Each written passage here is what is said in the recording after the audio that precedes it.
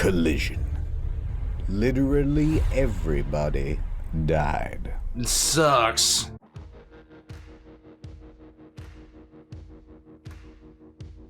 Warpugs, it is one thing to sit there and drive a rowboat. It is another thing to drive a canoe. It is another thing entirely to drive a warship. But when you're driving a cargo tanker and you're going through the Suez, it's a good idea not to, just wing it. I'm just saying, okay? You want to make sure everything is good to go before you hit that little part of the water. Because, I don't know if, everybody's been keeping up with the last several hundred years, but the Suez Canal is extremely important. Extremely important. Warpugs, we are here today with the internet historian who's going to tell us all we need to know about a little incident that happened a few years back. If you don't know, the Suez Canal got blocked off. But I don't think they ever really focus on it in the news that much. Well, today, this focus is getting really, really dialed in. Internet historian, thank you, good sir. We are here for it. We are here ready for it. Warpugs, join me as we dive into this little nightmare. Let's go, Warpugs. Hit the subscribe button if you haven't already. Go check out the Internet historian if you haven't already, which I don't know how in the world you found me if you hadn't found him first. And let's get right into it. Was made possible by Saily. Saily! Some very patient people over at Patreon. Oh. Okay, music fades in. My friend. Yes. Let me weave you a tale. Do so. Of a windswept night. Oh. Beyond the old Egyptian sands. Yes. Where the water plays coy with the shore. Splash. And the coy are sure to play in the water. Yay. Where the desert wolves make love to the moon. Oh. Okay. Exterior. Yay. There we go. This is the Suez Canal. Undeniably, Egypt's most famous body of water. Nothing bad ever happens here. No. Ever. Oh, except for that one time. Oh. Okay, so there's a ship. And it's called the Ever Given. Yes. And it's going up the Suez Canal really, really fast, probably. Okay. And you think that, well, the Port Authority would call up, and they'd be like, Captain, you are going way too fast. but the captain, he's wicked sit cool. So he's like, They're just jealous Yes. of my passion for going fast through critical trade infrastructure. You gotta go fast. Increase speed. Yes. Come on, hit 60. No balls. If you will not slow down, prepare to meet the full might of the Egyptian military. two of Egypt's fastest fighter jets scramble on the runway. Accurate. But the captain kept adding power. Faster! The people of Europe need these Chinese knockoffs of European goods. Yeah. And they got all sorts of technology to go like top speed. Don't go faster, I beseech you. But everyone on the crew was loving it. Yeah, go faster. But then, Look out! Someone left a ramp in the middle of the canal. I ain't afraid of nothing. I see what he did there. it was at this point that the captain chose to do a wicked sick jump. Yes. Lens flare. But they Michael overshot. Bay. They were gonna collide with a gently sloping sandy bank. Oh no. They threw on the handbrake, Drop anchor! Brace for impact! Yes. but it was too late. Collision. Literally everybody died. It sucks. Ever given, ever taken away. Sadness. Sadness. That'll do. All right, see you in a year. Later, yo. What do you mean it's not long enough? Wikipedia, ChatGPT. There we go. Add the music. They love that. A reaction give? Hey. That's a good one. Yeah. No, this video's too good. Dial it back a little. Okay. Okay, let me start again. Okay. I'll do the phony voice too. Better. There we go. So here's what really happened. Let's go. Everything is great! This story begins in Malaysia. Of course, you already know, but that's this one over here. And at a port named Tanjung Pelepus is the container ship known as the Ever Given. The last of the cargo is loaded onto the ship, and the captain of the ship, Krishnan Kanthaval, is there with his crew of... The crew comprises about 20 Indians who do everything from navigation to engineering and maintenance. There are photos, but I felt unnecessary to show them here. Okay. 20. Hello! At this point, Kanthaval probably said something like, "All right, the boat's tummy is all full of cargo. We're almost ready to get going." So Evergreen, the operating company of the ship, would have called ahead and booked passage for the ship. Yes, one adult ship ticket, please. Large. How many containers? Hold on. 1, 2, 3, 4, 5, 6, 7, 8, 9, 10, 11, 12. Now this guy at the operating company is on the line to the Suez Canal Authority. Right. And they are in charge of all of the operations of the Suez Canal. All right, thank you for choosing Suez Waterways. You are scheduled for March 23rd. You are 922nd in queue.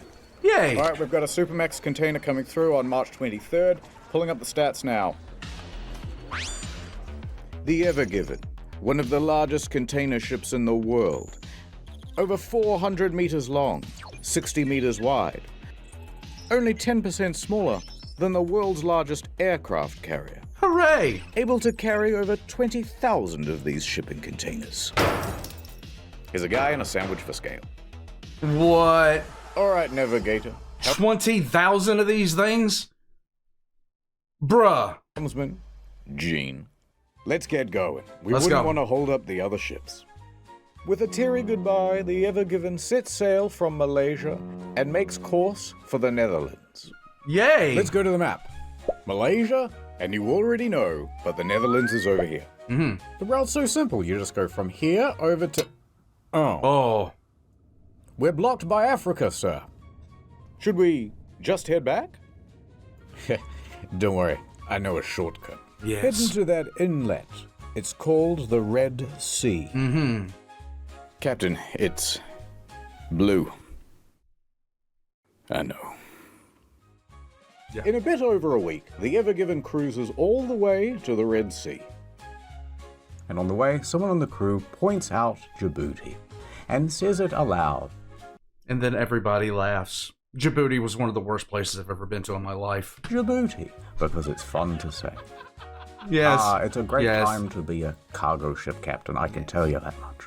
Captain, we've got another problem on the sat-nav. There's more land in the way. Oh. How are we supposed to get through an obstacle like this? Should I just head back? Now, if this was 1868, Kanthaval would be in big trouble. But luckily, in 1869, someone happened to dig a big channel. Right from one side of this isthmus to the other. Yay! And filled it with water, they did. Which meant that ships no longer needed to circumnavigate Africa. Yay! It's nothing personal. It's a geographic thing. Late that evening, the Ever Given arrives at the Gulf of Suez, here on the map. It's a big open area for ships to park. And there are ships everywhere, sitting idle, waiting for their turn to pass through the canal. I have actually been here several times in my life in this exact same holding pattern that he's talking about. And when he says there's a lot of ships,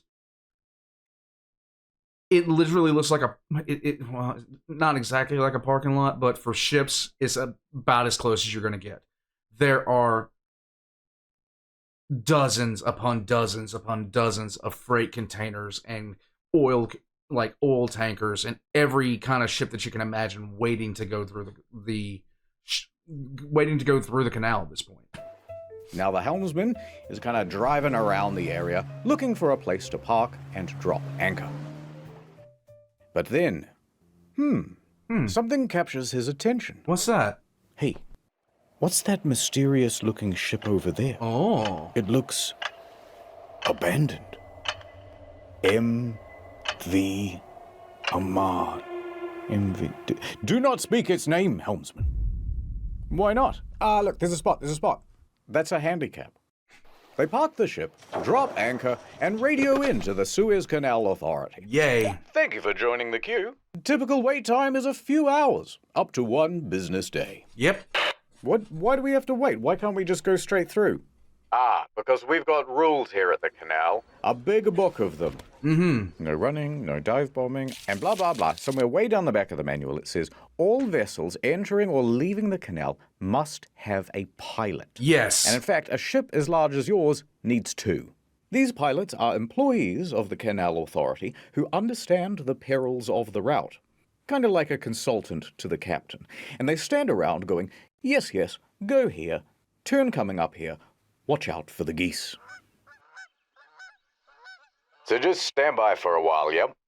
These guys are actually very, very important, and you cannot, like you just cannot go up and down there without them. Like, flat out.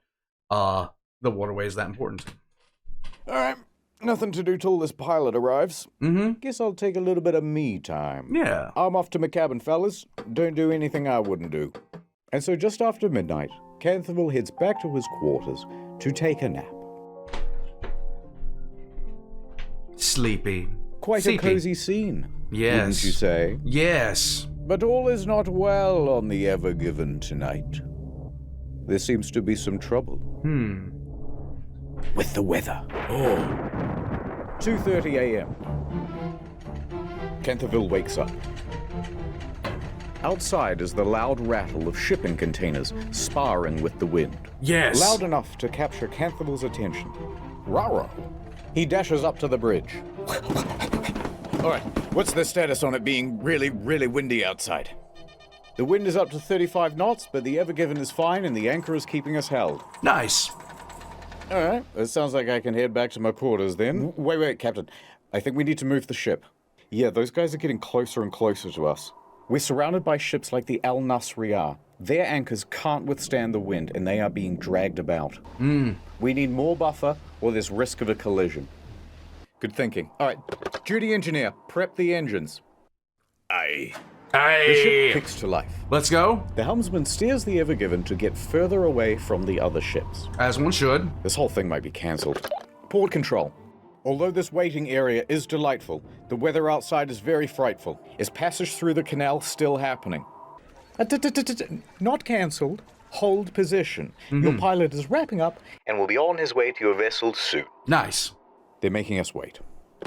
Captain, if we're struggling not to hit ships in this big open area, it's going to get pretty dicey when we have to navigate through a narrow channel like the Suez. Ooh. Yes. Yes. Although you should have said, spoiler warning. Coming up next on Channel Ad Time. Yes. Welcome back to Raising Saily. I'm Saily Man, Hi, Saily professional Man. traveler and eSIM user. Yes. Finding tourists to get them huge savings on an eSIM plan. It ain't for the faint of heart. But if there's one thing I've learned in all my years, when they're traveling, they need data. I can't get an Uber. I didn't sort out my data before I left. Got another one? Try this. First, we download the Saily app on your phone. Then we choose how much data we want and where. Then we add the code Internet Historian for 15% off. There you And go. Don't forget the most important part. What's that? Mwah. There you go. That's nasty. You don't want to kiss somebody's cell phone screen. I just gave your phone international data using the Saily app. Yeah. Thank you, Saily Man. Woohoo! Very cool. So download the Saily app or scan the QR code on the screen now and use the code Internet Historian to get 15% off at checkout. Yes. It's so beautiful here in the hills of Switzerland. If only I could listen to podcast in the background. Here comes Saily Man. Yes. Over 200 destinations, 24/7 Why'd he knock live her chat over? support, and no physical SIM or roaming fees, because it's just an app. Could I have my phone back, please? No. At Saily, family comes first, Yes. and data comes second. Data comes first.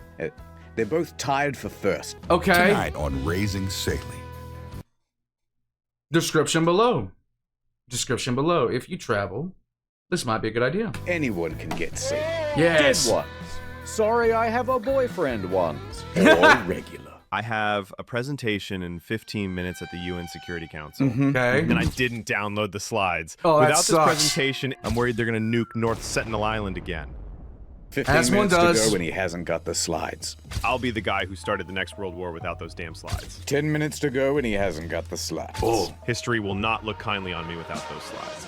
Here comes Saily. Now you have 10 gigabytes of data on your phone. Cheaper than most Yay! phone providers. I love you, Saily man. Hush, little one. I saved it. The Saily app really saved me. This truly was our Tourism, darkest not hour. nukes. But we prevailed. It's not an easy job, but Saily gets me through. Yeah. So download the Saily app or scan the QR code on screen and use Internet Historian as the code to get 15% off at checkout. Get some damn data on your phone, why not? There we go. Ad over. Some time has passed. Time. We're back on the bridge. Okay. There's the helmsman. Captain's gone back to his quarters. Pilots won't be here for hours. Then suddenly, an idea. The helmsman takes it upon himself to navigate a little bit of art.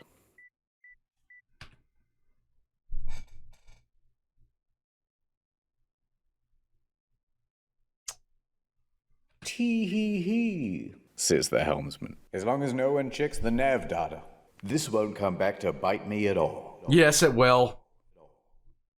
That's called A couple of foreshadowing. hours pass. The wind dies down just a little. No ships crashed into the Ever Given, Good. but a small one did pull up beside it. Captain, pilots are here. Welcome aboard. Oh, hey, Captain. Yes, we're running late. Where's the helm? We don't know what the pilots' names are, so we're just going to go with blue and red. Blue and red. Cool. Okay, I think we should move ahead at about 14 kilometers. That's right. Ahead. 14 kilometers per hour. Yay! We're going on a trip in our favorite rocket ship. The Ever Given joins a convoy of ships taking position at the entrance to the canal. Convoy, checking in. Ready. Yay! All right, everybody. We want to be alert. Stay focused. Yeah, Captain. I'll follow the other ships. I'll try not to get lost. Hold on, helmsman. And the audience. This is a much more perilous journey than you might know. Ooh. What? A big straight line? It is 193 kilometers of narrow waterway. Yes. And I hope you've got some stamina, because it takes 12 hours to traverse. Yes. That's a full day trip. Some parts are only 24 meters deep. Oh, that's very shallow. Yes. Yes. And only 200 meters wide in some parts. Yes. That's very narrow. I've seen McDonald's drive-thrus with more clearance. And you certainly wouldn't want to have an accident, would you? No. Because 12% of the entire world's sea freight passes through here. If you blocked it, the consequences would be humongous. Huge. No pressure, though. Oh, I see. Oh, don't mind him. He gives that speech to everybody. Yes. Ahead, 14 kilometers per hour. Yes, pilot. 14 kilometers. Steady on. So into the canal the Ever Given went. As they cruise, the winds swirl back onto the sea. No longer buffered by miles of open water, the sand and dust can blow about with abandon. I will tell you easily this. Going to the Suez Canal was one of the coolest experiences I ever had, and I did it multiple times. I did it a grand total of 5 times. And each time, like I did 2 times during the day and then 3 at night, which was just absolutely awesome. Low visibility. Strong winds jostle the ship. Grit pelts the bow. Yes. The Ever Given steams ahead at about the pace of a fast jog. And there's no real build-up here, to be honest. Things go awry almost immediately. How are you coping with the wind? It's manageable. All right, well, the wind is definitely pushing us to the left-hand side. Yes, just try to keep it as centered as you can. Adjusting. These winds are quite something. Do you think we should have insisted they postpone? The pilots don't seem worried, and they know this water better than anyone. The angle of the wind is particularly nasty, catching the enormous surface area of the ship and constantly nudging it off course. Helmsman, you're still too far to the left. You got to get back to the center.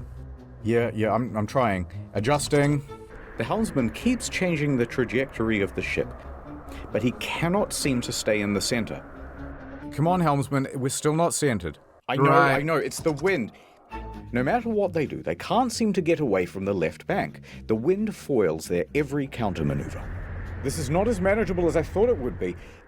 Is it going to be like this the whole way? Probably. Don't worry, this is really common. It won't be the whole trip. No, the problem is we're going too slow. Red Pilot takes the initiative. Yes. If we speed up, we can push through the wind. Accelerate to 22 kilometers an hour. Somewhat reluctantly, the helmsman obliges. Now, here's the thing. Going a little bit faster might have been a good idea. Going this fast. 22 kilometers per hour. Engines engage and the ship speeds up. Captain, going this fast in heavy winds is needlessly reckless. There are protocols for this sort of thing. All right, Gene, it's a bit windy. Relax, this must happen all the time. The Red Pilot was right. The increased speed helps them to fight through the wind and get away from the left-hand bank. However, they can't seem to keep the ship in the very center. Helmsman, you're aimed too severely to the right-hand bank now. We need a bit of leadership here. Don't worry, I know what to do. Turn left. Adjusting. The pilot's giving steering instructions now. Captain, is he supposed to do that? Captain, the pilot is not here to give steering orders. You should say something. The ship is now consistently snaking left and right and left and right. Turn to the right. So they turn to the right, but then they end up too far to the right. You're too close to the right bank now. Turn to the left. Yes, I agree. Turn to the left. This poor steersman.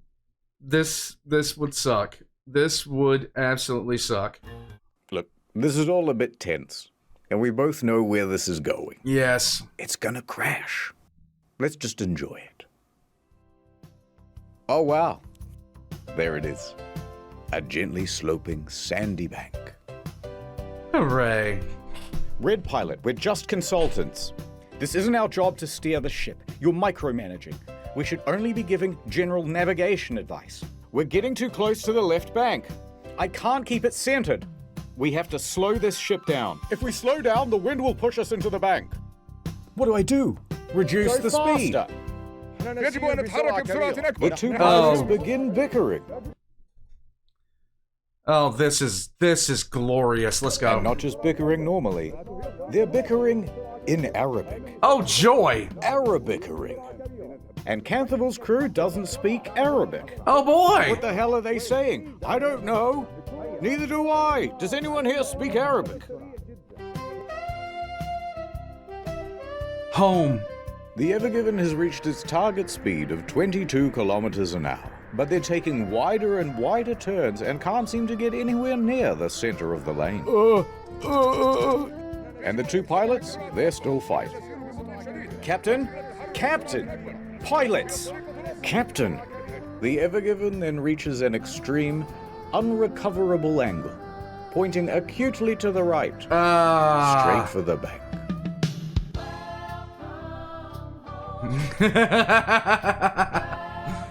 Oh, this sucks. We need to turn left. Now. Hard left. Hard to the left. Hard to the left. The rudder turns. But the ship doesn't turn with it. You want to know why? Instead, it slides. The reason it doesn't do that is because they're going too fast. Didn't I tell you to turn left? Why aren't we turning? I am turning to the left, Captain. The ship's not responding.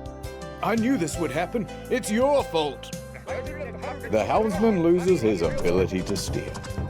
The ship has gone out of control. Yay!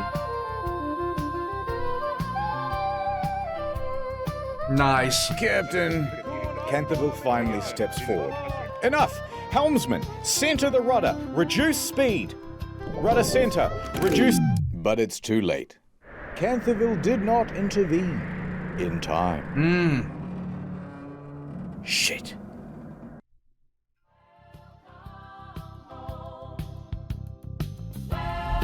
There we go. Yeah. There we are. Hooray. The crew can feel the vibration through the floor as the bow meets the bank.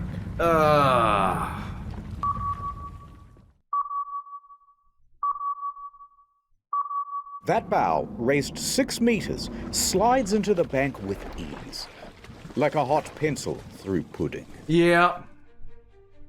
Meanwhile, the rear of the ship is pulled into the opposite bank. The bridge shakes and the crew lurches forward as 300,000 tons of momentum is reduced to 0 in the span of a couple of seconds.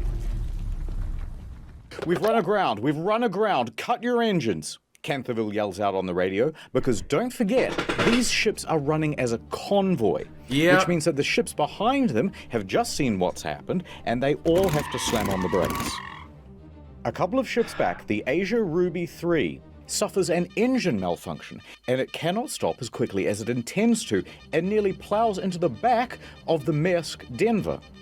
They manage to stop themselves just in time and prevent running aground as well. Pan back to the Ever Given. Let us look at it from above. It is diagonally wedged across the entire canal. Hooray! An unplanned bridge connecting 2 continents. A ship collision of such magnitude, there's almost nothing to compare it to. Nothing. Maybe Hindenburg? No. 9/11? I'll keep Googling. Okay. No, hold off on the dramatic sound effects. There's no need to panic just yet. They have all the Uber Eats too, guys. It's like a car tire stuck in the mud. We simply reverse. Full astern. Well, that means full backwards. Propellers at the back of the ship whiz to little effect. Locked in place by the sand. That sucks. We didn't move. Merely a run-up. Crash astern. That's the most dramatic version of full astern, ramping up to full thrust as quickly as possible. Hooray. Nothing. Nothing. No, stop it. No sound effect just yet. Okay. We still have one more option. What's that? Start up the bow thrusters. They're the jets at the front of the ship that give a little bit of extra oomph. Crash astern, full thrusters. Nothing. No effect, sir. Sadness. Now, we don't have the transcript from here, so we'll just presume that at the time, Canterville said something very quirky and millennial. Sounds good. So that just happened. But what we do know is that he and the pilots then jumped on the radio and got in contact with the Port Authority. We've got something to tell you, and you gotta promise not to get mad. Yeah, that sounds just about right. Cut up. Listen, we're gonna need a tugboat. We are run aground. The helmsman takes a turn at being millennial. There are other ships right behind me, aren't there? Gulp. And there were, as the queue of container ships piling up behind them got longer and longer. Make that 2 tugboats. So what happened here exactly? And who is in big trouble? Explainer time. Okay, let's go. Boom. There are 3 main causes to why the ship crashed. Let's start with the wind. Yes. The captain could have very easily said, guys, the wind is far too severe. Let's postpone. But he didn't. However, the blame's not all on Canterville. The 2 pilots could have also said, let's just follow protocol. By radioing in to HQ and saying, yes, get us 2 tugboats, please.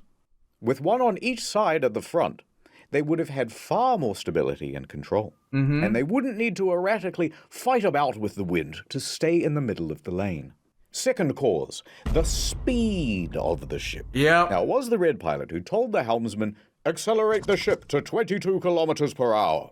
But when he did that, they were already driving at the speed limit for their weight class, 14 kilometers per hour. Yep. And telling the helmsman to go beyond that meant that they are technically breaking the rules.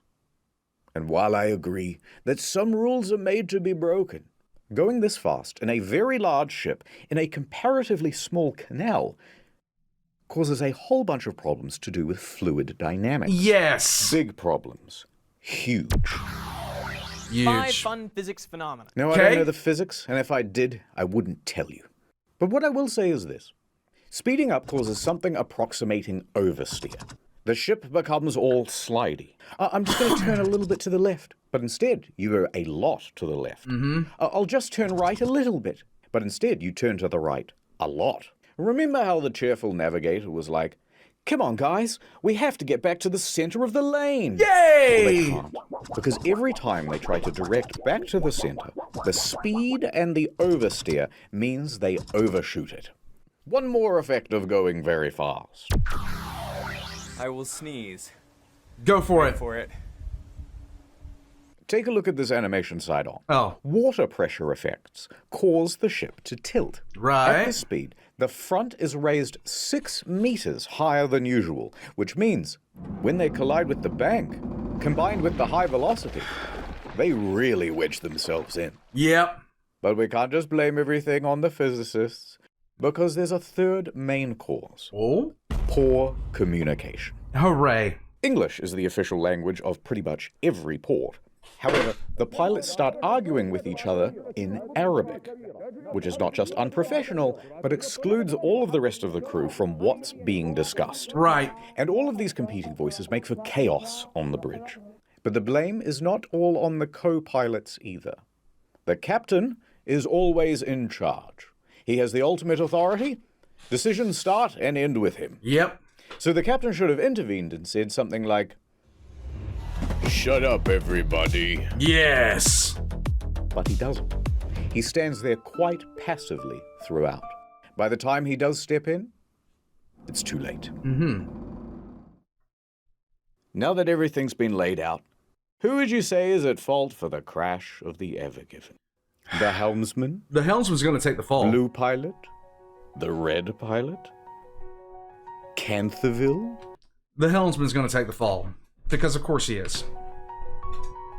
I'll tell you. Society, that's her. You and me. And I think you... Hold on a second. I got to show you guys something. We're rehabilitating another pup.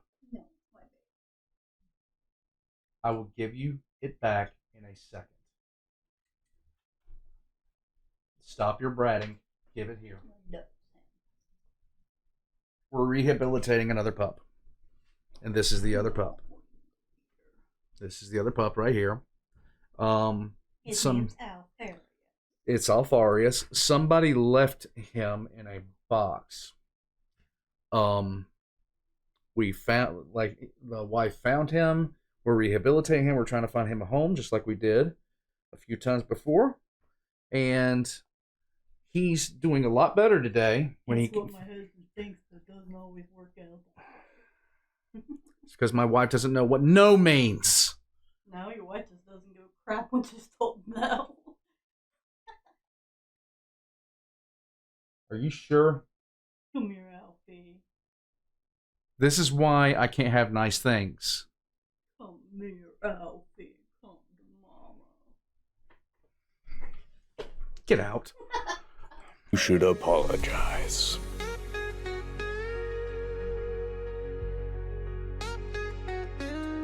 Act 2. The blame game. Stuck. Day 1. Okay. Alrighty. So we have something 3.5 times the size of the Titanic, choking the world's largest freighting canal like a greedy seagull throating a glue stick. Yay. Good start. And they didn't get very far through the canal itself.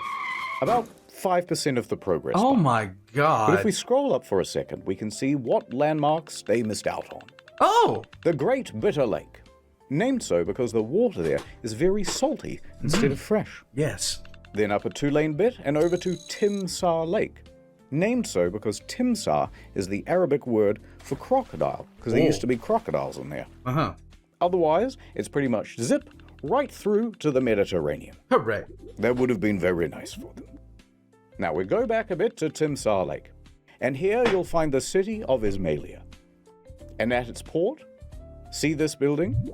This is the Suez Canal Authority. Okay. Inside, Captain El Said, head of navigational control, is just settling in for the day.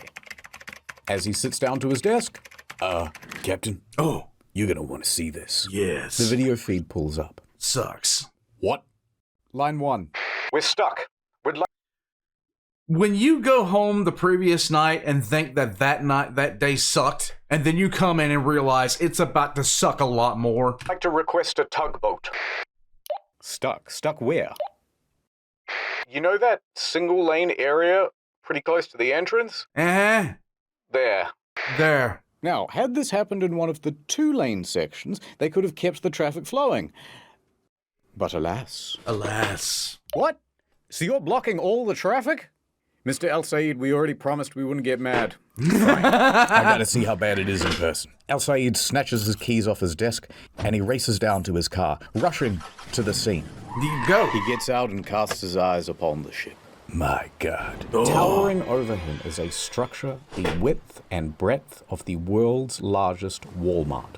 Except it is also 15 stories tall. Oh my God. The bow, raised 6 meters higher than normal, is jammed into one side, like an unwitting finger in a Chinese finger trap that somebody filled with Gorilla Glue in its prom tomorrow. And the ass of the ship, firmly squatting aground on the other side. And the middle of the ship, making bended metal groans as it's barely suspended by only a few meters of water. El Said lets the sand run through his fingers. At this point, another important person arrives. This could have gone so much worse too. That's the bad thing. On the scene. Admiral Rabi. Hey! He is the Suez Canal Authority chairman, the big boss of the whole canal. Mm-hmm. Here's the rough structure of the organization. He's all the way up here, right? Dude, this guy's face, seriously. Oh, no. So high up that he reports directly to the Pharaoh of Egypt himself. Yep, that's one blocked canal. No, Mr. President, he didn't say blocked. Yes. He said that canal rocked. He's giving it a 5-star review. Come on, follow me to the bridge. Now, El Said and Rabi board the ship, and it's a hell of a scene. The crew is racing around. Oh God, they're gonna check the nav data. They're gonna see the dick pic. Oh God. Canthaville's standing back taking a panicked phone call with the operating company. Okay, so 2 pilots walk into a ship, and the first one says, and the 2 pilots from before are still bickering. Wow. All right, you 2 are dismissed. Canthaville. Oh God, this is the end of my career. This is gonna cost $1 billion. Yeah. El Said puts his hand on Canthaville's shoulder. Do not worry, my friend. We shall solve this. Okay.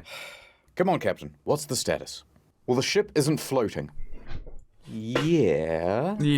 What I mean is the situation is worse than you think. It's the way we're pitched up on the shore. The weight distribution is all wrong. We're like a raised bridge, but we don't have any of the support underneath. The middle of the ship could bend under its own weight and tear.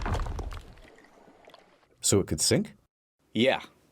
That would shut down the whole canal for months. Yeah. Are we taking on water? No, I've had the engineers check the hull. We can't see water making ingress anywhere. Yet. Yet. The best way to get free and the best way to prevent the ship from potentially sinking is to lighten the load. We need to get rid of at least, I don't know, like 20,000 tons. How quickly do you think your crew can offload containers? No. Look how high those boxes are stacked. To offload these containers is going to require specialist equipment. The kind you'd only find at a dedicated port. We're not going to be able to offload these containers out here in the middle of nowhere. Right. Well, it's the easiest, most brute force solution you can think of. The ballast tanks. Go on. We've got nearly 10,000 tons of ballast water on board. We can dump that right now and relieve some pressure. Right. Excellent idea. I'll get started. No, you can't do that. Well, why not? Oh boy. Allow me to explain. Oh. You see, when a ship fills its ballast tanks, it's filling with more than just water. It's a big, dilute, salty soup of algae, plant material, and even sometimes small fish.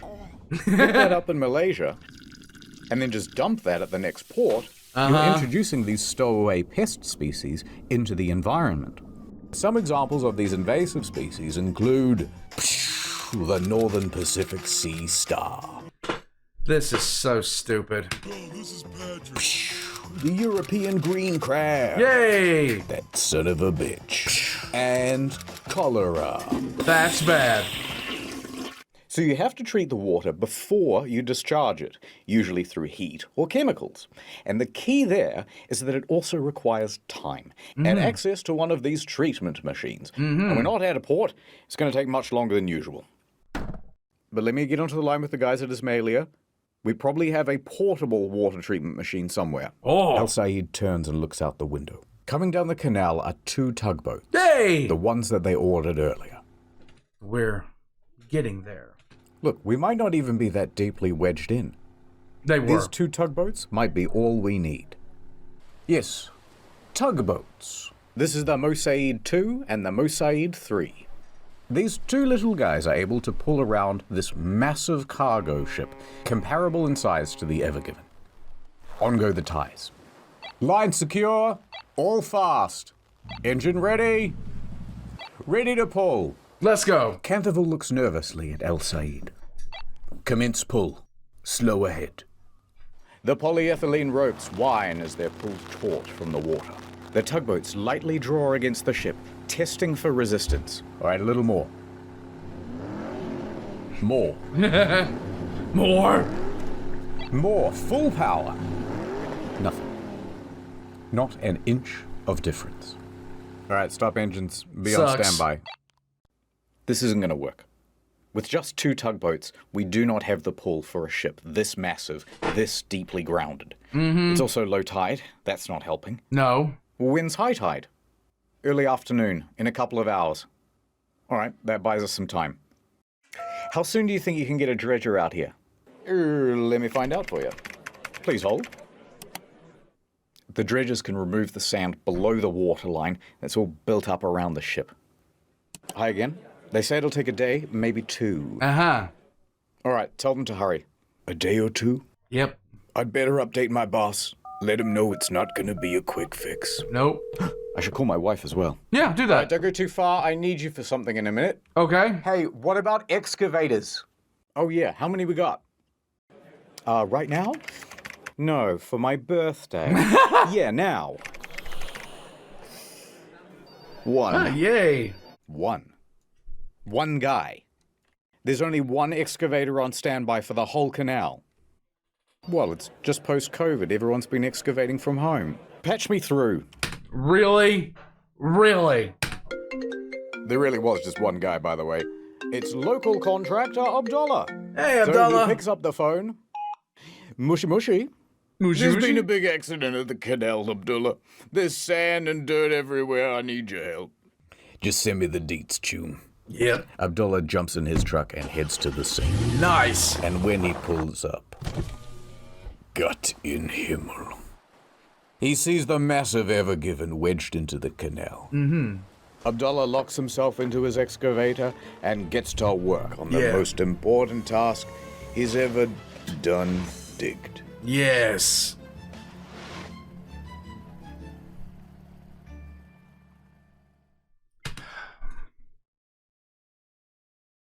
That right there, this guy put in the damn work. And hats off to this dude, because that is a lot. And I mean a lot. Back on the bridge. Yeah, I'm not sure. Hopefully home soon. Okay. Yep, no, love you too. Okay. Kisses! Bye. Whew, the boss was not happy. Hey, before you said you needed me for something. I did. Who's this? Breathe into this tube. Also, you have to do a drug test. After the crash, they tested Canterville for drugs and alcohol. Both came up negative. Yay. There's also a procedure to make sure that captains aren't fatigued. They look at the rest schedule and they find, no, Canterville took that nap, remember? He's had plenty of rest time. So he passed the fatigue assessment. And while Canterville was at the nurse's office, high tide came and went. Yay. Tugs were tried again. And again. Tried a little bit of this, a little bit of that. Yep. Didn't work. All day trying, all evening, and into the early morning. But that stubborn ship was going nowhere. Hooray.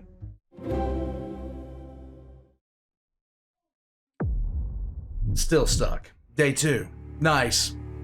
I can't tell you guys how screwed this situation. Like, you don't even really think about how big this thing was, how big the ship was. It's a monster. I've climbed up the sides of things like this before. It is a absolute gargantuan monster. How they managed to do, oh my God, how they managed to get the thing stuck in the first place was beyond me, because you just have to be very, I mean, it's the Suez. You'd think that they would be overly cautious. It was bound to happen at some point, but my God.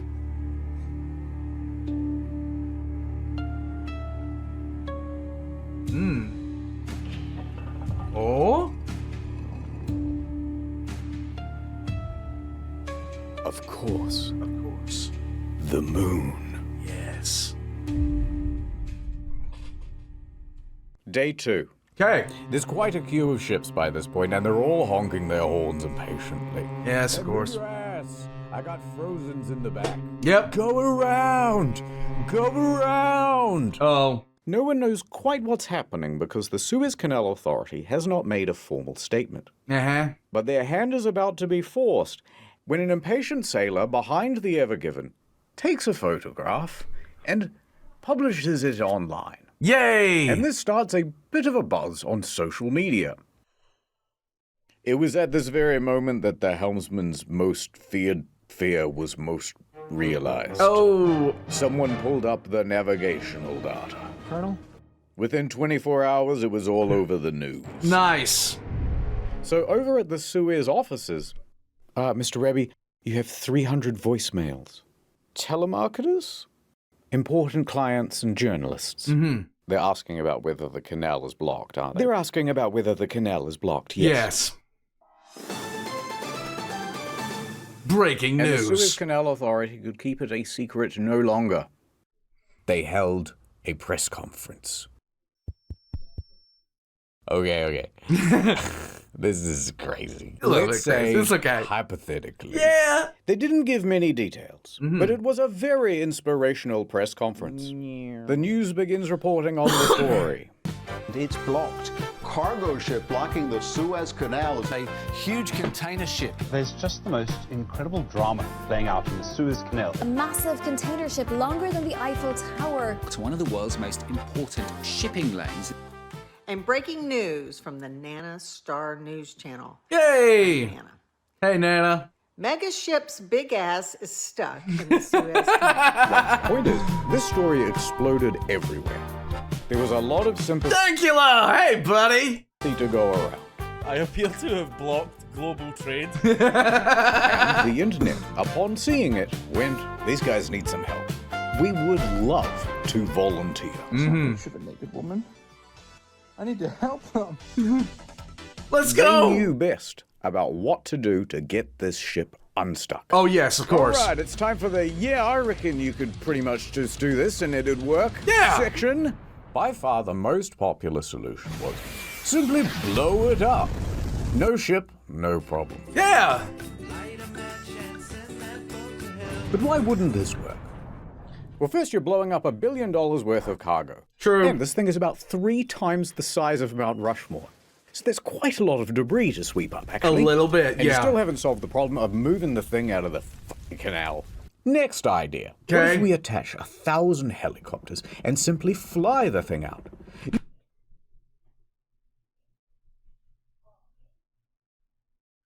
Sweet, sweet salty mother of Christ. Why?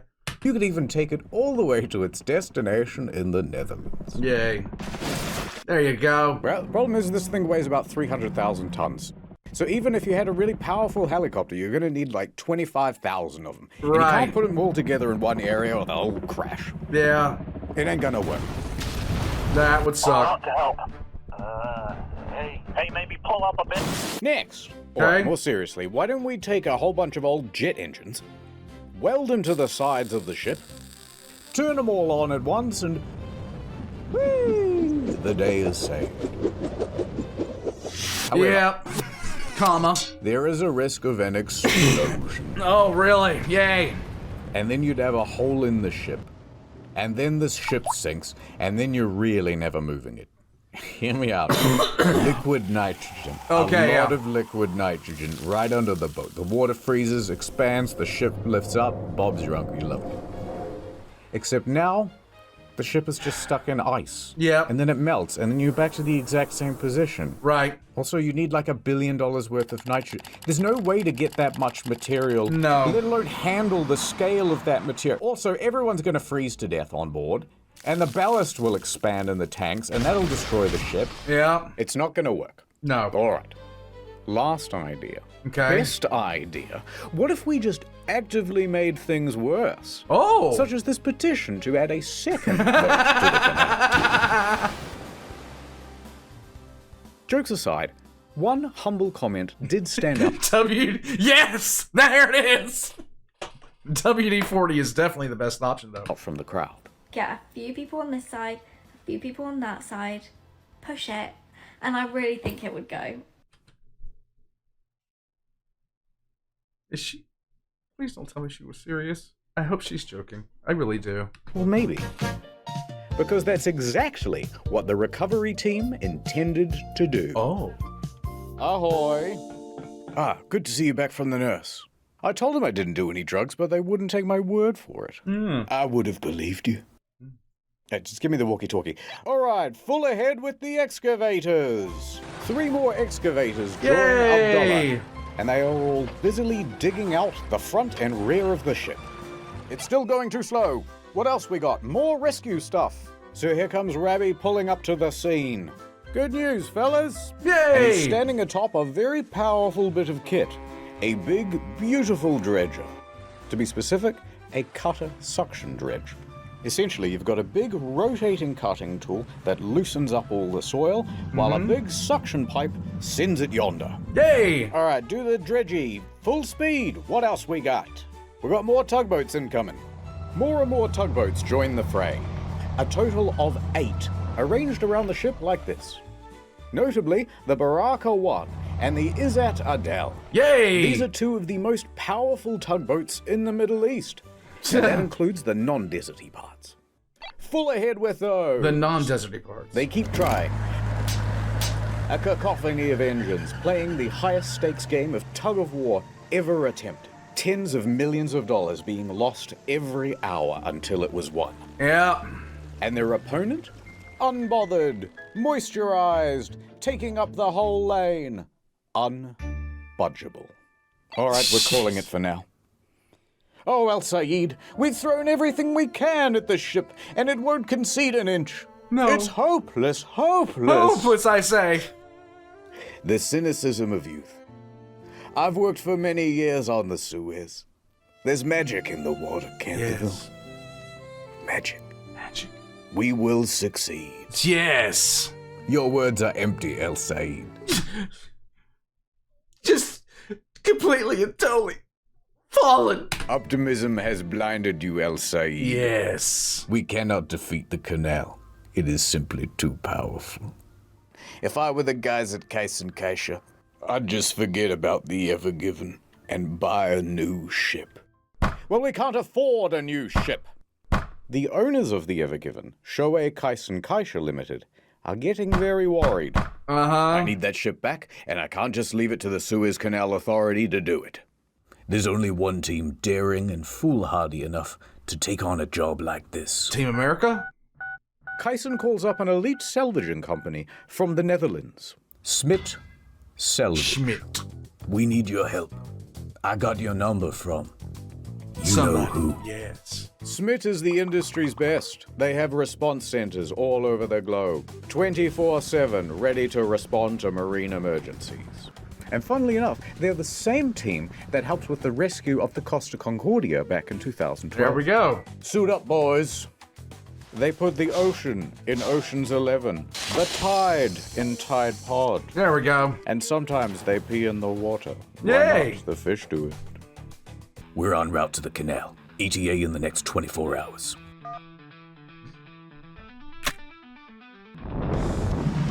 Let's go. Accurate. Explosions. Next time on Boat in Canal.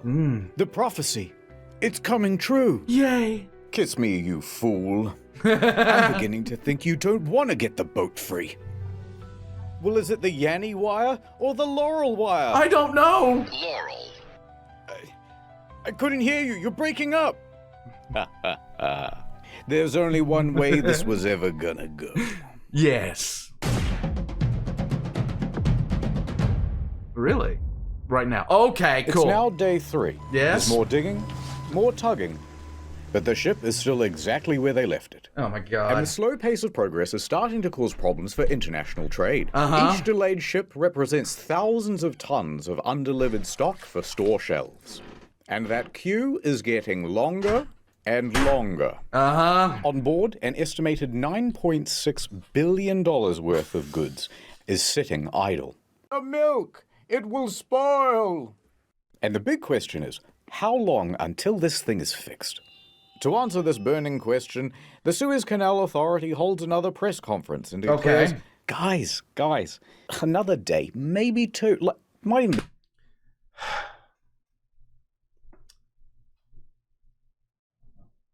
The Suez Canal is so drastically important. I cannot overstate how much of a screw up this was, and if you don't think this is that big of a screw up, I don't know what to tell you. This afternoon. But the media and industry experts disagree. The truth of the matter is that they're not making much ground. I mean, this is proving to be more difficult than originally expected. Could be closed for weeks. It could take weeks. Could be stuck for weeks. Weeks. That's how long it could take to free the container ship currently blocking the Suez Canal. So that means all of these ship operators here, waiting in the queue, have a very difficult choice to make. So basically, I've just got 2 options. One, I can wait around hoping the ship gets unstuck, which nobody knows how long that's going to be. Or option 2, we go all the way around Africa. Yeah. And I really don't want to do that, and it's Nobody not just does. a geographic thing. Freighters don't want to go around Africa because it will cost them far more in terms of fuel. Massively. It adds 10 extra days to the route. And most importantly, pirates. Pirates, assassins, and gay pirate assassins. Now, there are 2 main pirate hangouts. The Somali pirates, everyone knows about them. Yep. But the more prolific group is actually in the Gulf of Guinea. Named so because it holds the Guinness World Record for most pirates. Oh! In fact, in 2020, 96% of all maritime kidnappings happened in the Gulf of Guinea. That doesn't sound very good to me, Mr. Kaisha. No. And I just want you to know that you've made an enemy. And when Is your boat running? Because you better fucking move it. You can't park there. Can't park here, sir. All right, hear me out. I'm thinking a bunch of helicopters, right? There are a lot of people now who are angry with the owners of the Ever Given. There's only one thing I can do. Bing, bing, bing, bing, bong. Breaking news. Oh. Pause for a second. Shoei Kaisen Kaisha is big sorry. The owners of the Ever Given feel such enormous pressure that they go live on television to make a public apology. We are determined to keep on working hard to resolve the situation as soon as possible. Please do not be mad. In a few years, we'll all have a big laugh about it. Yours sincerely, Mr. Kaisha. Oh God, that's the boss of my boss's boss. I'm in so much trouble. Can't do anything about it. All we can do is keep trying to free the ship. Yes. So they keep going. And going. Into the night.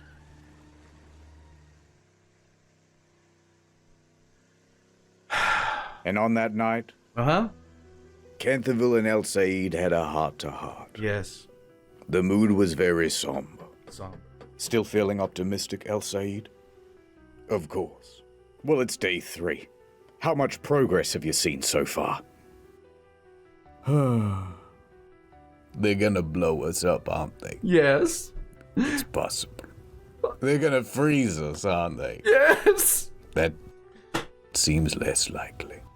Just get a I could have gotten help now. This just get a massive ass crowbar. I'd just attach a whole bunch of jet engines and we're gonna get fucked up. That one got debunked.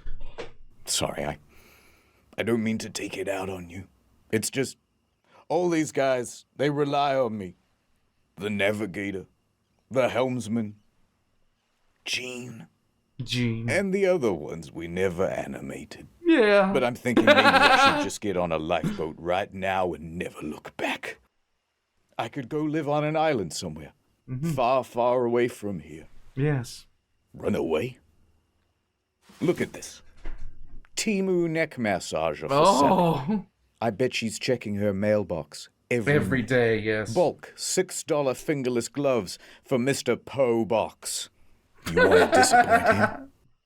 No. Little Jimmy won't be getting his 20-pack of kitchen tongs this Christmas. No. And you think that doesn't kill me inside? But we've exhausted every option. There's nothing on Earth that could free this ship. Sadness. Well, that's where you're right. Yes. Look up there. Look! El Said points up into the night sky. Los Lunos. Yes, the moon. The son of the night. Yes. To the ancient Egyptians, it was a sign of hope. And in a few more nights' time, a prophecy will be fulfilled. Oh. The supermoon. Yes. I have to show you a kind of boring diagram. I'm so okay, sorry. go for it. Go for it. It's okay. You see, the moon doesn't just orbit the Earth in a perfectly equidistant circle. No. It is, in fact, an ellipse. That means there is a point when the moon is the furthest from the Earth, and we call that the apogee. And there's also a point where it's closest to the Earth. That's the perigee. You know when you look into the night sky and the moon seems bigger or smaller than usual? Different distances, isn't it? Point is, the moon gravities all over the water. Yay. And the closer it is, the more it's going to pull. Now, there's another effect as well. If you believe the mainstream media, the Earth is going around the sun like this. Yeah, if you're a tool and believe the mainstream, like mainstream media, mainstream archaeology, conformist. And once in a while, it will also align with the sun being on the exact opposite side. Bam. At this point, when everything lines up like so, both the sun and the moon are at max strength pulling on the sea. And they call that the supermoon. And the tidal effects of both combine for an even greater pull. High tide can be even higher than usual, sometimes by up to 1.5 feet. Now, these sorts of moons only happen 3 or 4 times a year. But in 4 days, Big K, we're going to get one. Yes. Previously on Boat in Canal. Yay. Don't let go! No! Ha ha ha, my plans have all fallen into place.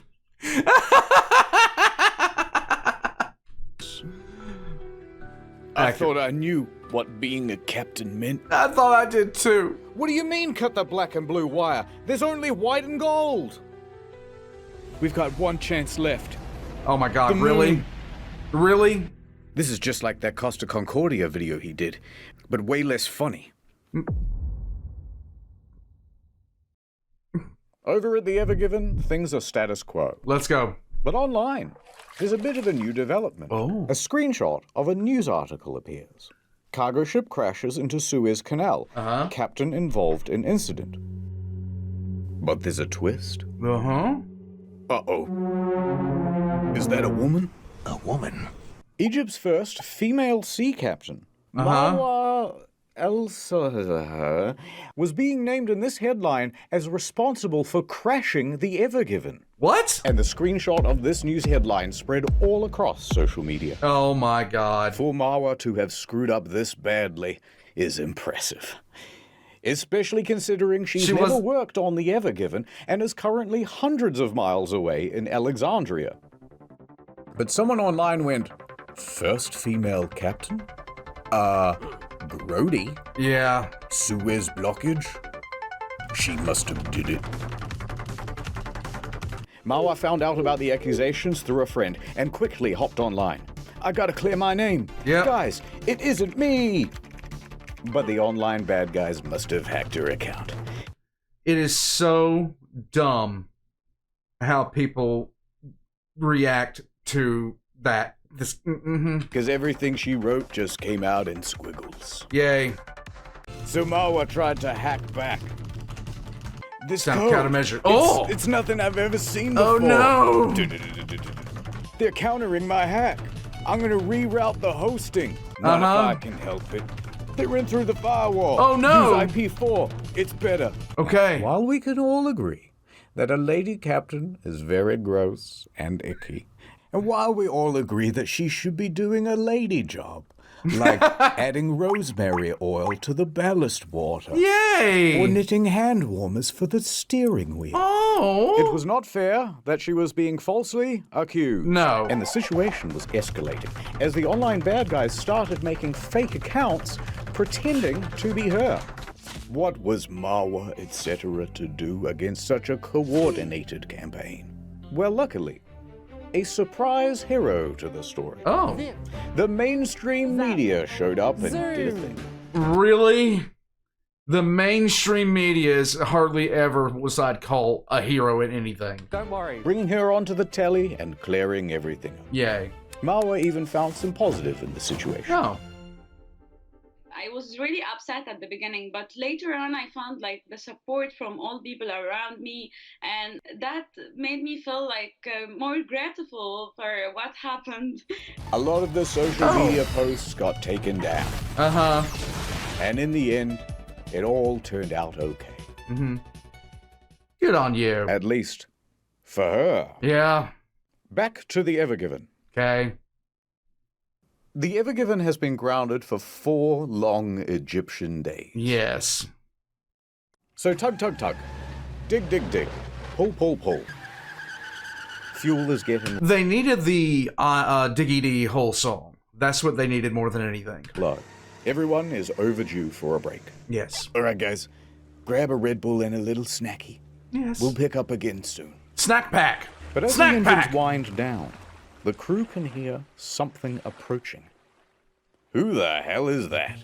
Chuck Norris? It's Smit Salvage. Yeah, here we go. The Smit team boldly actions onto the scene, looking at the ship very inspectively. Yes. They report their findings to the rescue team. Okay. All right. I ain't no boat expert, but if you want a chance of moving this ship, you're going to need to make it a lot lighter. By tens of thousands of tons at least. Is it going to bend and tear? And sink? No, it doesn't look like it's going to do that. But it also doesn't look like it's going anywhere with all of this weight on the back. Okay, we trust you. What's your plan to make the ship lighter? I know a guy. He's got a crane. I'll get it down here. We'll offload all the containers. It'll be brilliant. You're gonna love it. Okay. The container thing again? Yeah, how long is that gonna take? Days. Well, to get them down here and to get all the equipment assembled, we're gonna need at least a few weeks. Weeks? Yeah, and to get all the containers off the ship, that might take several months. Months? No, Mr. President, he didn't say months. He said, monks. Those Shaolin guys. Yeah! They're very strong. They do karate. Everything's going according to plan. Yay!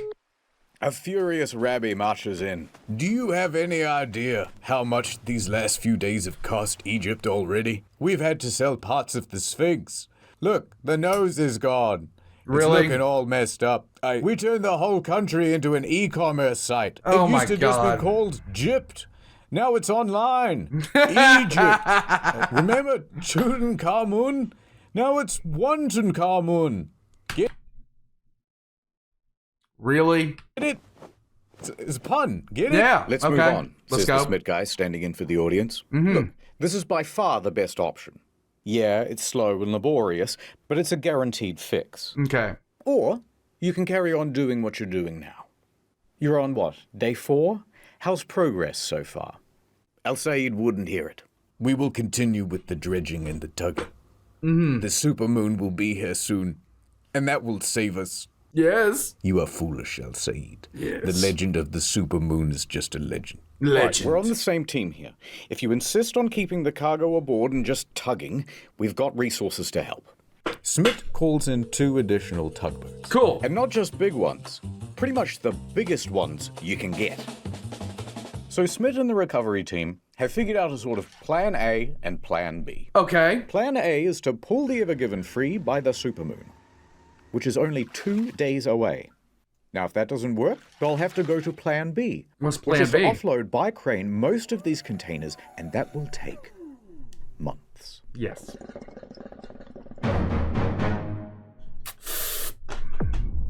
The supermoon. Act 2. Everyone is mad.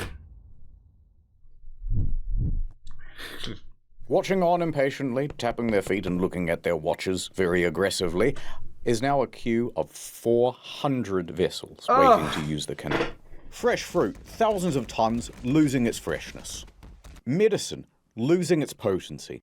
After this, there is no turning back. You take the blue pill. Oh. That take the sucks. red- Oh, that sucks. Not to mention livestock. More than a dozen ships have live animals on board. Mostly sheep and cattle, lightly sizzling under an Egyptian sun. Mm-hmm.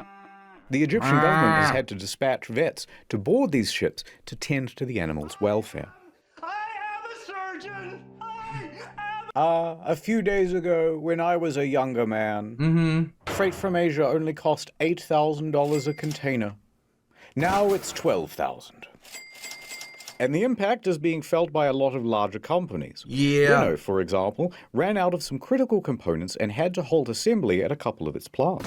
And see, this is the thing. We are in such a just-on-time method for delivery as far as parts and everything else like that, that while this just seems incredible that this happened, all that would have to happen to really shut down the world is for all the truckers in the United States and abroad to stop working for about 2 days, and it would shut down everything. Adidas, Nike, IKEA, all saw shortages. Some of our clients are out of their top-selling SKUs already. And as tankers queue, oil prices are rising. Let my people go! Through the little waterway, please.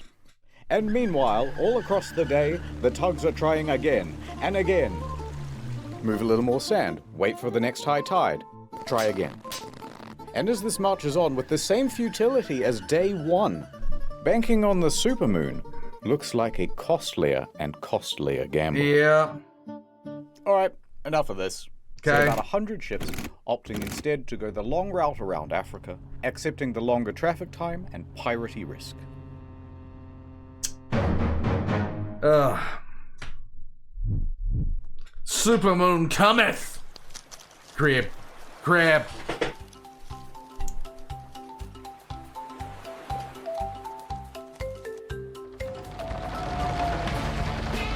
The supermoon. It's tonight. Yes. There's a renewed energy as people scuttle around the area, doing everything they can to prep the ship for the big event. The excavator crew, over the course of the week, has expanded to a team of 11, working double, sometimes triple shifts with only 3 hours a day for sleep. Together with the two dredgers, they have moved 30,000 cubic meters of Good sand and Lord. soil. For comparison, this is 1 cubic meter, and this is 30,000 cubic meters. And here is what it looks like next to the Ever Given. That's a lot of sand.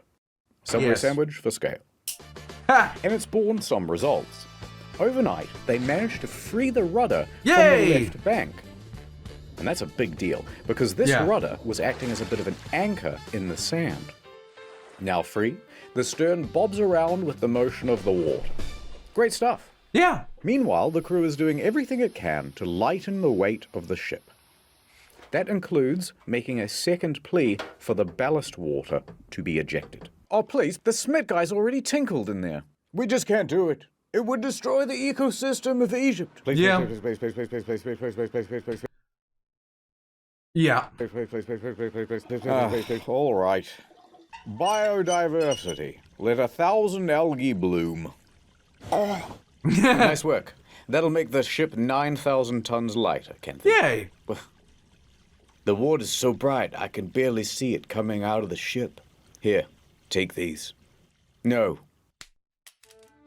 I don't deserve them. Oh, no. Sunglasses are for people who redeem themselves. Yes! That's not me. Hold on to them, just in case. Really? Into the evening, the pace keeps up. We see Abdullah excavating away. But really, he's thinking about the moon. Mm-hmm. Rabbi, he's busy taking video calls. Okay. But he finds himself distracted with thoughts of the moon. Yes. Even Mr. Kaisha. Is there anything in this world that doesn't remind me of her?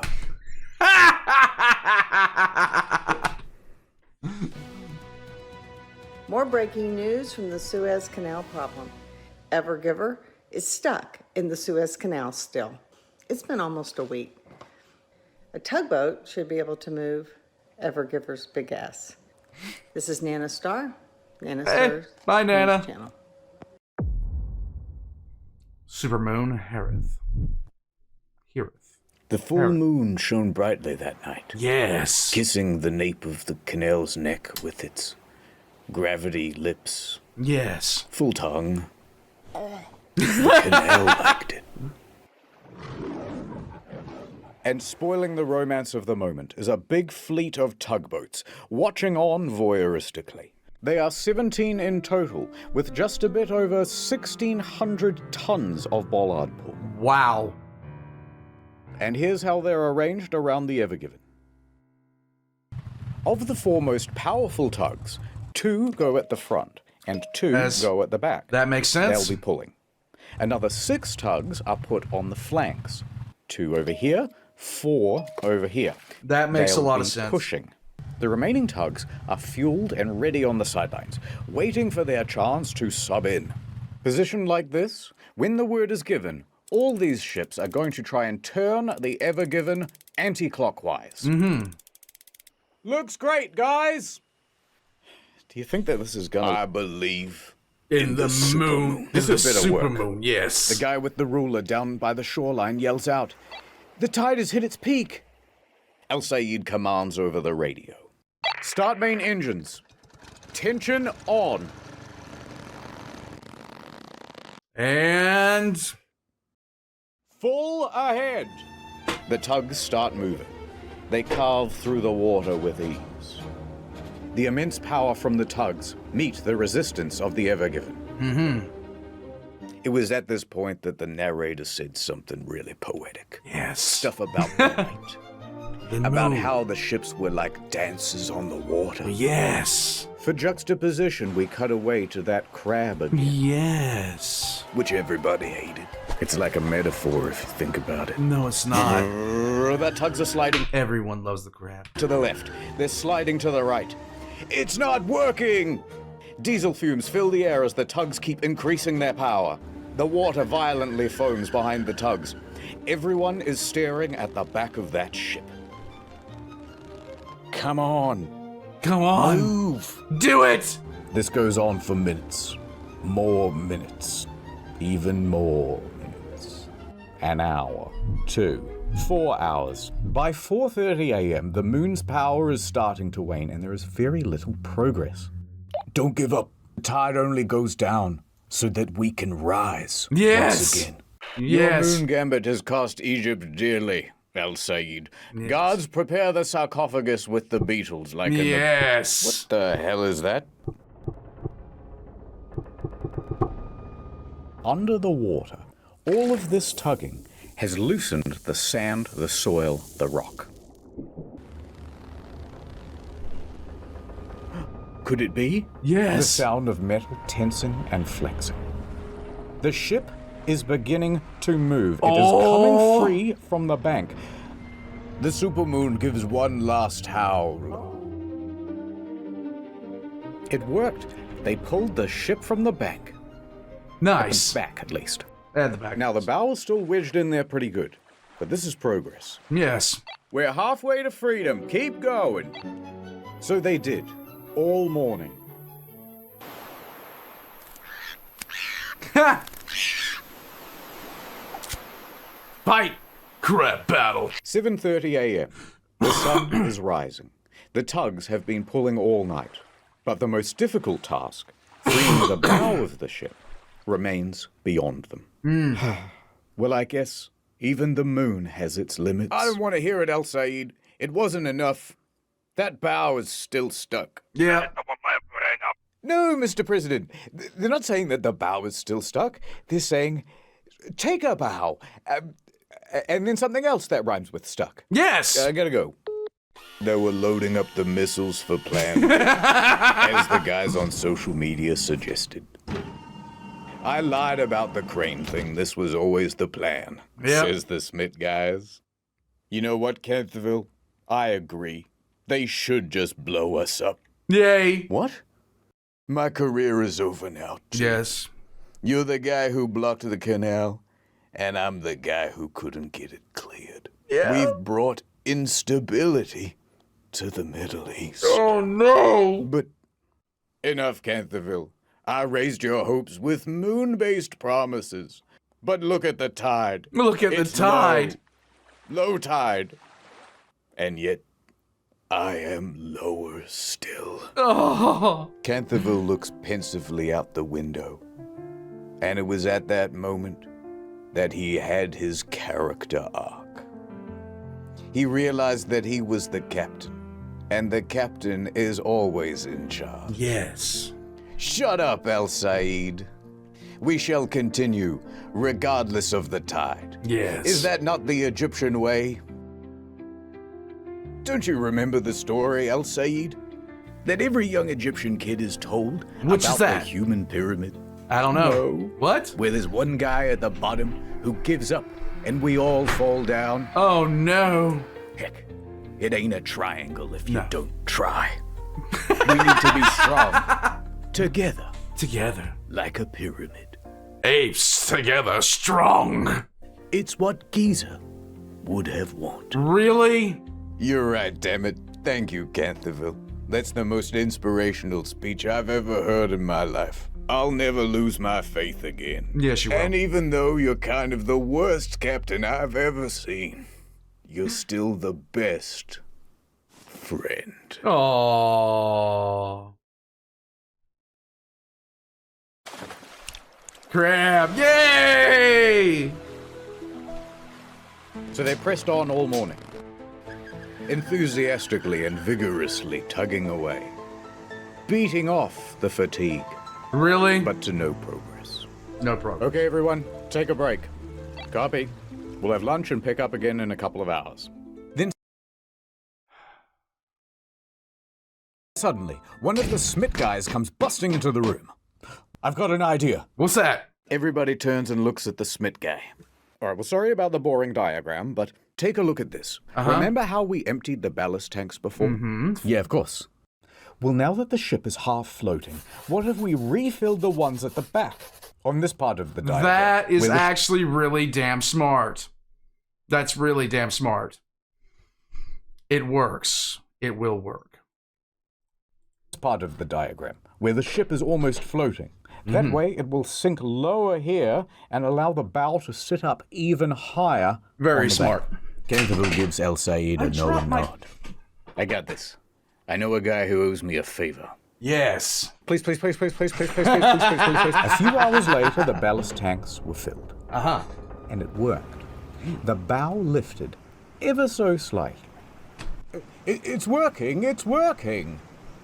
And it gets better. Oh. It's now 2 p.m., and that means high tide. High tide. Yay! Guys, I've got another technical issue. All right, what is it? It's easier if I show you with a drone. Okay. Hold on, let me try again. All right, you can see the ship is lodged at the front. The guys are pulling, but it ain't budging. However, a lot of force is building up here. And what if it were to break free? The sudden release could propel the ship straight across the water with a hell of a lot of momentum. Yes. It could span the entire canal and land on the opposite bank, only to run aground again. Properly displayed with sub sandwich. Worse still, it could pin these small tugs in its wake. Ooh. Oh no. Dangerous. Yes. To solve this problem, they did a bit of a safety briefing, and they got some rope. Oh. 4 ropes, actually, tying the bow of the ship to somewhere on the land. Okay. The lines look great, guys. With the contingency in place, the tugs start up again. Let's go. And about an hour later, At 3:05 p.m., movement. The bow began to shift. Yes. Okay, that's definitely moving. This is it. It's working. Yay! The ship made a big noise as it accelerated from the bank. And at first, excitement and relief. Yay! The bow was coming free. But uh-oh. Remember that concern about the overswing? Well, it's happening. Okay, the only source we found for this part of the story was Bloomberg, but they said that it happened and we wanted to build it. So this recreation is how we imagine it went. Okay. The 4 support ropes take strain. Then, snap. One of them breaks. Do you think it's going to hold? Snap I back. think it's going to hold. Move those tugs out of the way. Snap. Another rope breaks. Captain El Said. It's going to hold. Get your tug out of the way, but it's going to hold. Snap.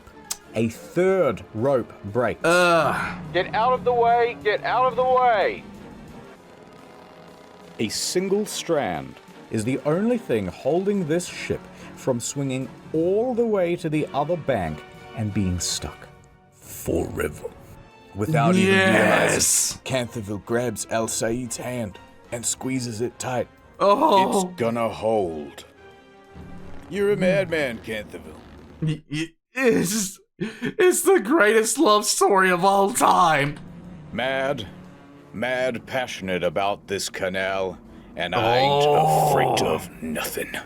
He said very cold-backedly. Mm-hmm. The engines shut off. All that could be heard is the squeak of tightening rope and the scream of torsioning metal. Sacre bleu. Sacre bleu. Said Abdullah. If you were around one of those lines, the biggest danger with those lines, with the kind of rope that is used for ships nowadays, is when they get overstressed and snap back, they will take your legs clean off. They will cut you clean in half. So I'm hoping nobody was staying around there, because that's trauma you don't want. But it is slowing down. It comes to a halt. The final rope held. They really did it. Yay! And the Ever Given rested easy in the middle of the canal. Hooray. Al Said turns to Canterville. Power up the engines. Let's get your ship moving again. I'm on it, says Canterville. All of the tugboats start honking their horns in celebration. Yay! Cheers can be heard from the main dredger, the Mashour. In fact, they filmed this celebratory video. You heard them right, Mr. President. We did it. We did it. It's Yay! free. Yay! I told you. All in a day's work. The president takes his finger off the nuke button. Oh, okay. Pack it up, boys.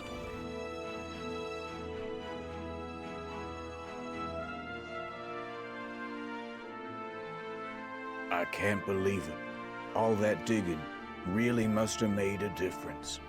A little bit. Oh. Oh. Good. Everybody hated that crab. We did it, Gene. We did it. Gene? Where are you? Captain, who are you talking to? Gene. Captain, there's no Gene on board. Wait a minute.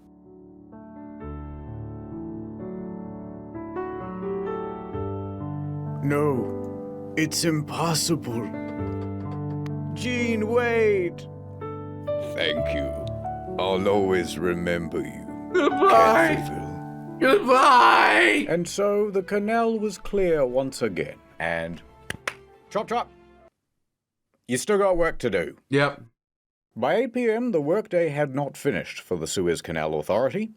There's still a backlog of 400 ships waiting to go through the canal. Yep. So Rabbi stands in front of microphones and says, "The canal will be operating around the clock until the queue is cleared." And within a few days, it returned to normal. It was a big accomplishment. Many industry experts thought it would take several months to free the Ever Given, but the crisis was resolved within a mere week. Prepare the sarcophagus for the doubters. Oh no! Even Egypt's president came out and said, Good job, everybody. You know what?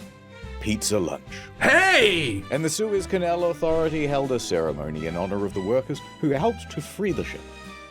And they also made this monument, which you can see on Google Maps. Nice!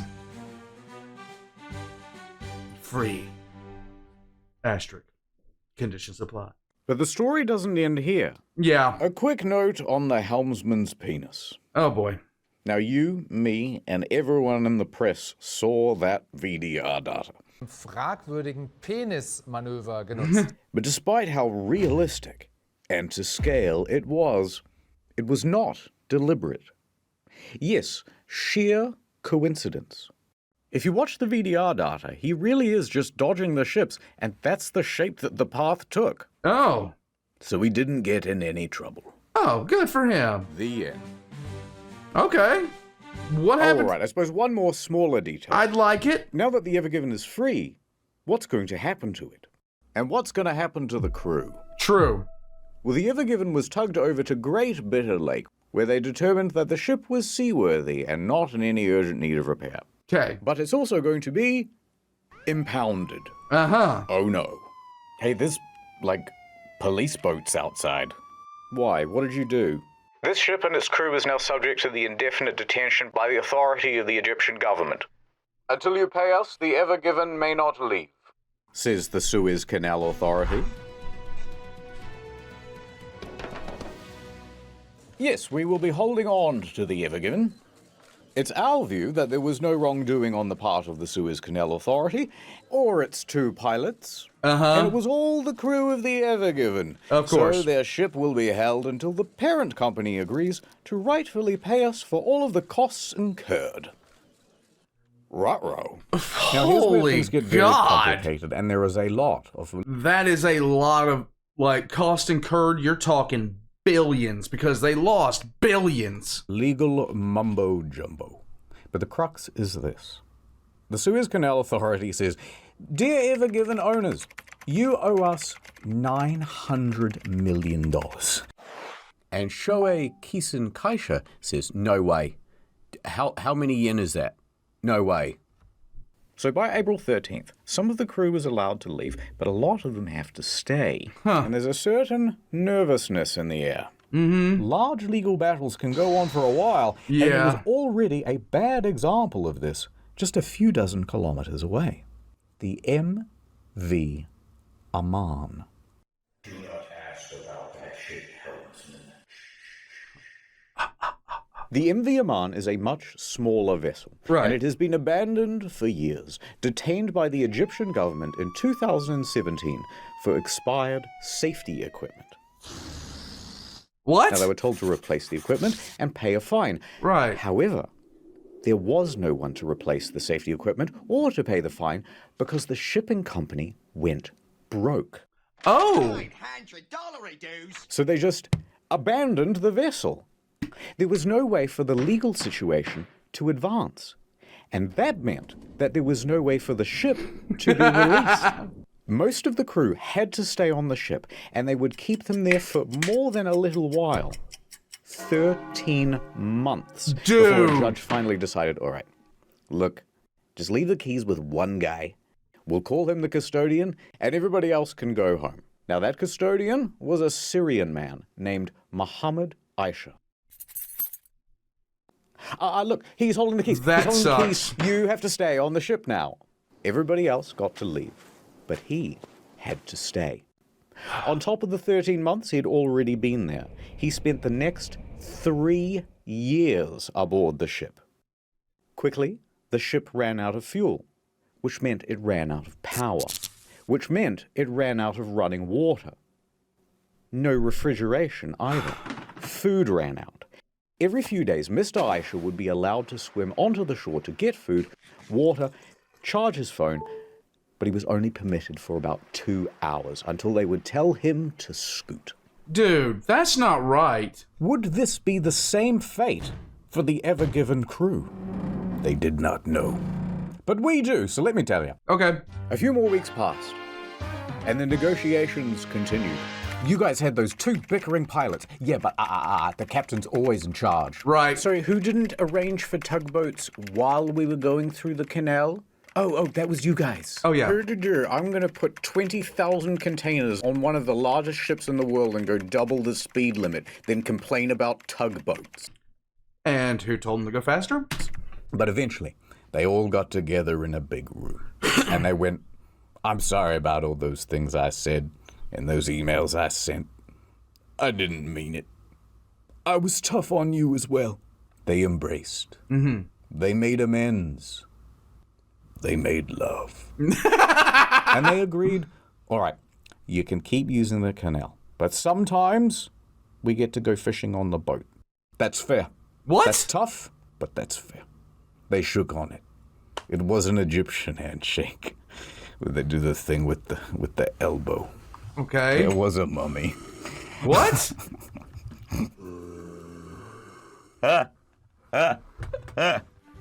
This story sucks. By September, the crew was allowed to return home. Nice. They only got MV Amand a little bit. And that guy on the MV Amand, he got to go home too. Good. Why not? Get out of here, you scamp. The Ever Given made its delivery to Rotterdam. They did it! All the cargo is here. Yay! Although, it wouldn't hurt to check. 1, 2, 3, 4, 5, 6, 7, 8, 9, 10, 11. Canterville continued his career in shipping. Good. It wasn't the end. Maybe just one more for the road. Mm-hmm. It's a great time to be a cargo ship captain. I can tell you that much. Al Said returned the Lunexicon back to the Sphinx. Yay! Thank you, old friend. Yes. And the Ever Given had some minor repairs done to the bow over in Qingdao Port in China. Okay. And then she was ready to set sail again. Hooray. The Ever Given was released back into the wild. Mm-hmm. It sailed into the sunset. Yes. Ever since then, global trade has improved. Prices have gone down. Oh. The economy flourished once again. Yes. Food returned to the supermarkets. Mothers clutched their babes. Yes. A litter of puppies. Oh. And peace was finally restored to the Middle East. Hooray. Forever. Until next week. The end. Yay! This... I don't know. It's pretty much a guarantee that ships have run aground in the Suez before. I mean, it's really just not going to be something that is that big of a shock to me at any point that other ships have run aground inside the Suez Canal. It's pretty much a guarantee. But this one was just so drastic because of the way that everything's interconnected. Now, I've been through the Suez Canal multiple times. I've seen all these sites, including something called the AK-47 building, everything like that. But even on the ship that I was at certain points in the Suez, if you wound up getting turned sideways in that, yeah, you would wedge. The canal is very, very narrow in so many places. And most of the ships that go through it would do exactly what this one did. Now, I don't know why they decided to go through there without without tugs or anything like that, considering how large the profile was, the wind direction, all the other kind of stuff. But that's neither here nor there. There's just a lot of stupid around it, I'll tell you that. Now, Warpugs, I do know that just because I've been through it so many times, yes, it does take forever to get through the Suez. They had this incident happen barely an hour into the journey, maybe a little bit over an hour into the journey, but my God, it would have been exhausting for them to deal with. Guys, this is just one of those incidents that was bound to happen at some point. Now that it has happened, it's just something that you don't even, like, one or two people might have thought about this exact kind of incident happening, but nobody really did anything to prevent it or anything like that. But now we have the example of the Evergreen. And I doubt that something like this is ever going to happen again. Watch me say that and it happens next week. Warpugs, thank you guys so much for watching. Hit the like button. Check out Internet Historian. All links in the description down below. Join as a member of Patreon for early access. And I hope you guys have a great day.